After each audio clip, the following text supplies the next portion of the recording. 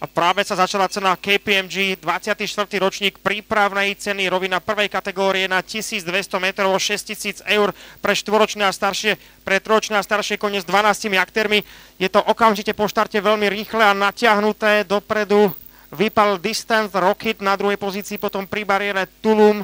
Zvonka si pozíciu vylepšuje aj Bright Sand a takisto je tam Crystal Gem, Roddy Queen a ďalšie kone. V strede pola potom máme doktora Guru, pred ním napreduje Double Piccolo, je tam aj All the Evil a s obrovskou stratou na chvoste pola Vanilka, ktorá mala problémy pred štartom a dá sa, že už ide iba na dokončenie. Zhruba 450 metrov pred cieľom sa kone vyvážajú z oblúka do finálnej roviny. Pred nami je posledných 300 metrov, stále je to pomerne prekvapivo. Distant Rocket, ale už sa tam vynára aj Alfcona a je tam ešte aj Bright Sand. Zvonka prichádza All the Evil.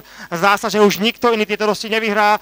Alfcona s plnými šancami bojuje prekvapivo s Distant Rocketom. Alfcona víťazí o dĺžku pred Distant Rocketom na tretej pozícii, potom bude All the Evil, ďalej Bright Sand a Dr. Guru bez peňazí, Double Piccolo, Silent Blessing, ďalej Robinson Crusoe, Crystal Gem, Tulum a dobeh uzatvárajú Roddy Queen